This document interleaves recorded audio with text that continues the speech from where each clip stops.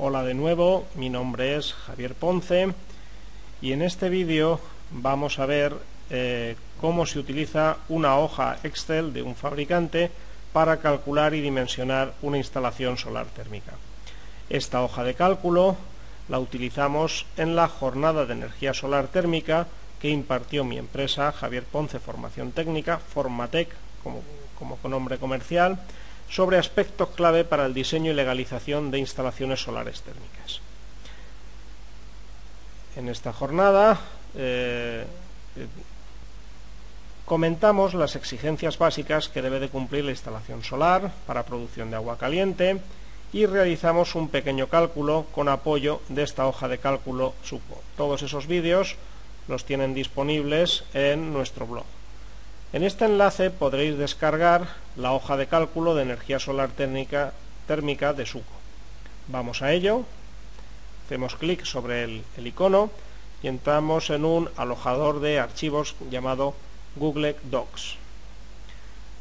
Aquí tenemos esta hoja de cálculo, pero más cómodo que trabajar aquí sobre ella es descargarla. Entramos en Archivo, Descargar y le damos a guardar esta hoja de cálculo. Nos la guardamos en el escritorio, hoja, cálculo, energía solar, SUCO, por ejemplo. Y se nos queda en el escritorio y luego ya la copiaremos y la moveremos donde nos interese. Abrimos esta hoja de cálculo. Al abrirla nos sale aquí un mensaje de que hay que habilitar los macros porque hay algún contenido que está deshabilitado.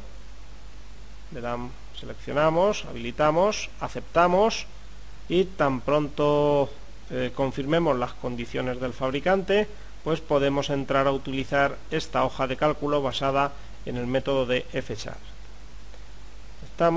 Ya podemos utilizar la hoja.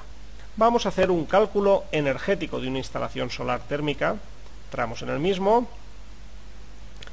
vamos a subir hacia arriba, una parte de datos del cliente, vamos a introducir nombre de empresa, Formatec, persona de contacto, Javier Ponce, email jpformatec@gmail.com, nombre del proyecto, le ponemos un nombre. Esto es por si queremos generar algún informe. Al final le podemos llamar Mi primera vez. Y ahora hemos de seleccionar la provincia y la localidad. Provincia, Albacete. Aquí hay datos de las distintas capitales de provincia de España. En este caso vamos a hacer el cálculo para Albacete y debemos de especificar localidad. El código técnico tiene datos de algunas poblaciones de cada provincia. En el caso de Albacete hay datos para Albacete, Almansa, Hellín y Villarrobledo. Cada uno de ellos tiene una zona climática. Albacete, Almansa y Hellín es zona climática 5, Villarrobledo, por ejemplo, es zona 4. Vemos aquí cómo ha cambiado y el cálculo lo hace para la zona 4. En este caso seleccionamos zona 5, zona de máxima cobertura solar exigible. Aquí debemos de tener en esta zona 5, tal y como indica el código técnico, un 70% de cobertura solar.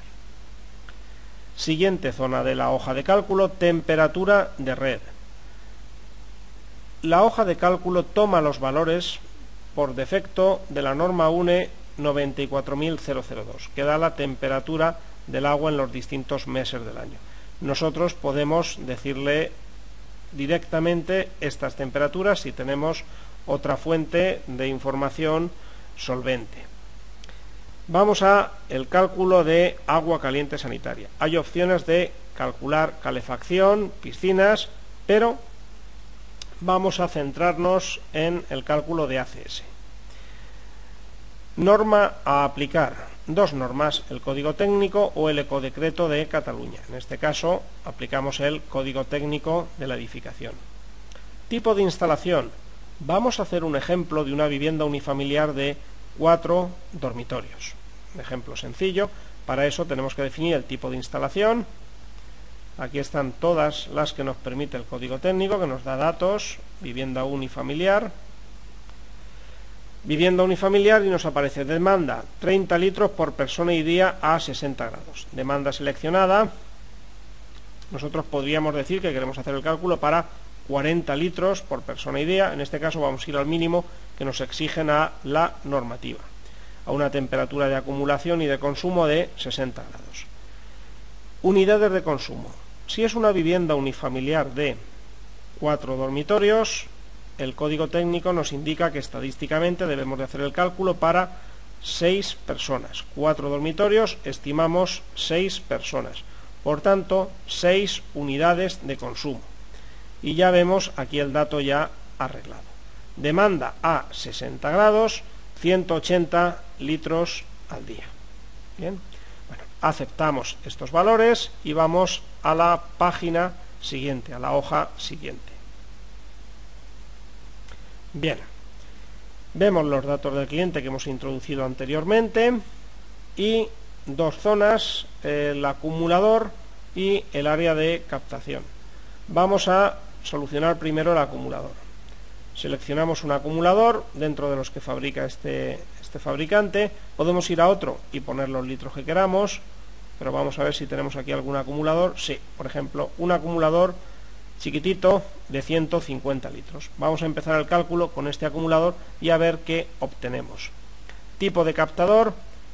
Si abrimos el desplegable, vemos una gama amplia de captadores. De cualquiera de ellos nos interesa fijarnos el factor de ganancias, el factor de pérdidas. Cuanto más alto, mayores pérdidas tiene ese captador, más rápidamente baja el rendimiento, y el área de absorción unitario. Por ejemplo, el CTE 215CH tiene un área de captación de 1,88 metros cuadrados por unidad. Vale. Bien, pues pongamos que sea este el captador con el que queremos realizar el cálculo. Cada captador, un rendimiento, un factor de pérdidas y un área de absorción, unos metros cuadrados útiles. Le indicamos la inclinación. Pongamos que nuestro captador esté inclinado 45 grados sobre una escuadra perfecta. Y orientación. Veamos el convenio de signos. Si mira al sur, introduciremos un 0, y conforme nos desviamos hacia el este, menos tantos grados, y hacia el oeste, más tantos grados. Pongamos que nos hayamos desviado 30 grados oeste, o sea, más 30 grados. Ese es el convenio de signos. Hacia el oeste, positivo. Pues vamos a desviarnos 30 grados en positivo hacia el oeste. Si lo hubiéramos dado aquí, los valores negativos, que son las desviaciones hacia el este. Vamos en este caso, repito, a 30 grados oeste. 30. Algún dato de energía auxiliar y sombras que ahora después comentaremos. Vamos a calcular el campo de captación por defecto. Tiene ahí 12 captadores. Vamos a que nos calcule él el número de captadores. Como estamos en Albacete, nuestra fracción solar deseada será el 70%. Entonces él va a hacer el cálculo para obtener una cobertura solar igual o superior al 70%. Los datos obtenidos los tenemos más abajo. De momento aquí observamos que tenemos dos captadores. Número de captadores 2, superficie unitaria 1,88, 2 por 1,88, 3,8. Bien, vamos hacia abajo. Aquí tenemos las necesidades energéticas, la demanda de agua caliente sanitaria para una ocupación del 100% en los distintos meses. Tenemos el consumo de agua para este número de personas y las necesidades energéticas. Por ejemplo, en enero necesitamos 344 kilovatios hora. Vamos a ver. Aquí tenemos la parte que nos interesa, la instalación de energía solar. Vamos a ver. En enero teníamos una energía necesaria total de 344 kilovatios hora. El sol nos aporta una energía solar de 191 kilovatios hora. Ello nos da una fracción solar mensual del 55,7%.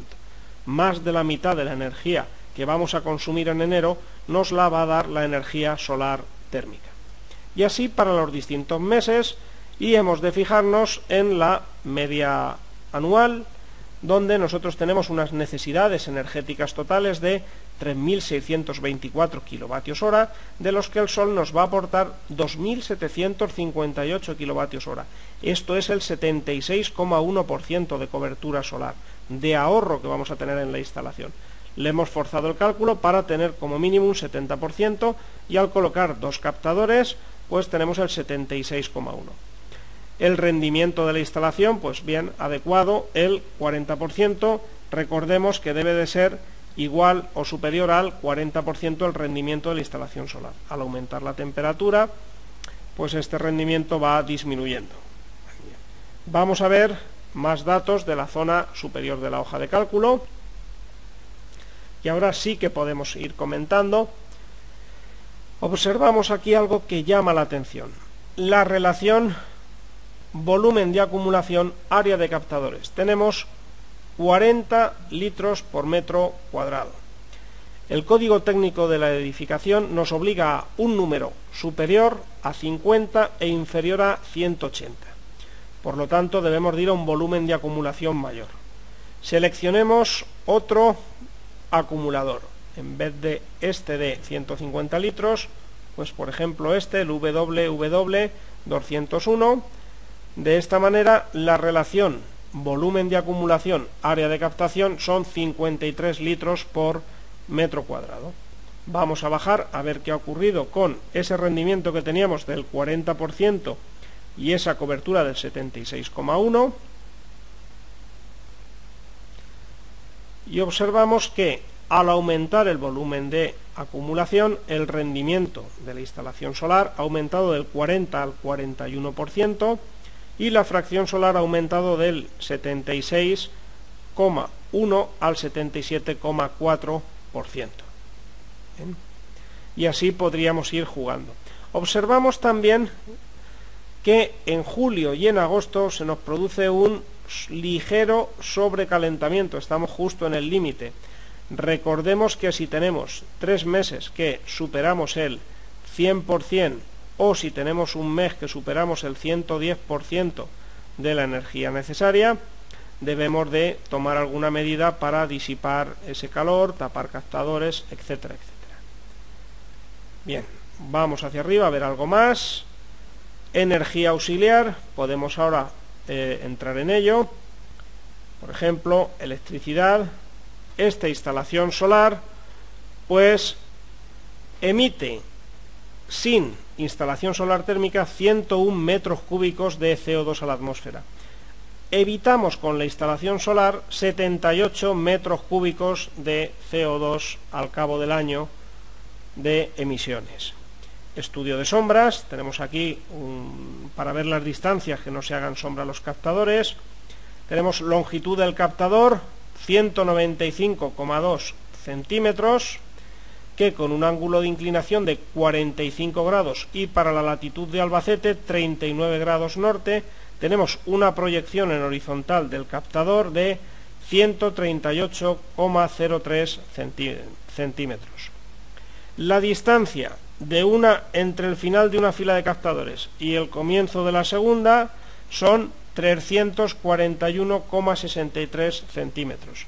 Y si la queremos medir desde el comienzo de una fila hasta el comienzo de la siguiente fila, son 341 centímetros más 138 centímetros, 479 centímetros de distancias entre dos filas para evitar sombras.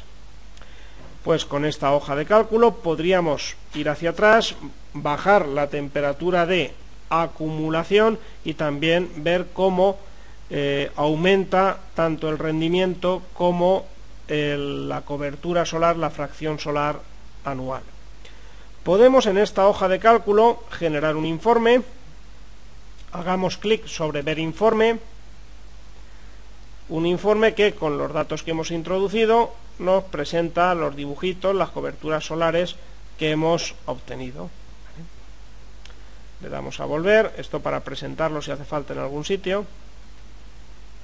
Y vamos a ver cómo se calcula ahora un vaso de expansión. Le damos a inicio. Pinchamos en dimensionamiento del vaso de expansión. Vamos a ver. Dentro del proyecto, con los datos que tenemos, la empresa Formatec, persona de contacto, Javier Ponce, y el nombre del proyecto, mi primera vez, vamos a ver el volumen de agua de la instalación, presiones y calcular el vaso de expansión solar. Entremos uno por uno a ir viendo los litros que hay en la instalación. Intercambiador. Pongamos que hemos seleccionado al final el intercambiador de 200 litros. En ese intercambiador cogen 7,5 litros de líquido solar, bien, que iremos sumando con tuberías, captadores, estación de bombeo, etc. Tubería. Pues es una instalación pequeña, por ejemplo, 30 metros de tubo de cobre de 18. 30 metros de tubo de cobre de 18 son 6,42 litros. Litros que vamos sumando al volumen total del circuito. 6,42 más lo que hay en el intercambiador, más lo que ahora calculemos en los captadores y en la estación de bombeo. Tipo de captador, vamos a seleccionar el mismo captador con el que hemos hecho el cálculo, el 215CH, y introducimos el número de captadores. 2 captadores, en cada captador coge 1,07 litros, 2 por 1,07, 2,14 litros que coge en el captador, que vamos sumando al volumen total del circuito. Volumen de la estación de bombeo. A veces se compran grupos de bombeo. En un grupo de bombeo, por ejemplo, podrían ser 0,8 litros. Podemos dejar ese valor. Total, el volumen total de litros de agua, de líquido solar del circuito son 16,86 litros. Pero para calcular el vaso de expansión tenemos que decir la presión máxima de ese circuito. Aquí, por ejemplo, nos venía por defecto 5,80 kilos por centímetro cuadrado, que es la presión a la que salta la válvula de seguridad. Podríamos dejarla, podría ser una buena presión. Hemos de introducir también la altura estática, la diferencia de altura entre donde están los captadores y donde se ubique el vaso de expansión. Pongamos que los captadores están 12 metros por encima de donde está el vaso de expansión. Para estos datos tenemos un volumen mínimo del vaso de expansión de 9 litros. Ningún problema en sobredimensionar, poner un vaso de expansión de 12 o de 18 litros. Nos da alguna información más.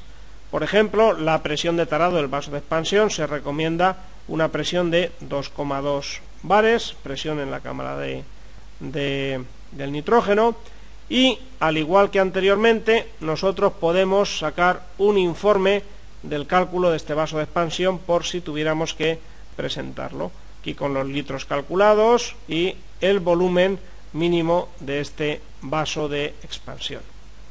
Volvemos y con esto queda descrito lo más sencillito, lo más útil o lo que más podemos utilizar de esta hoja de cálculo. Pues muchas gracias y hasta el próximo vídeo.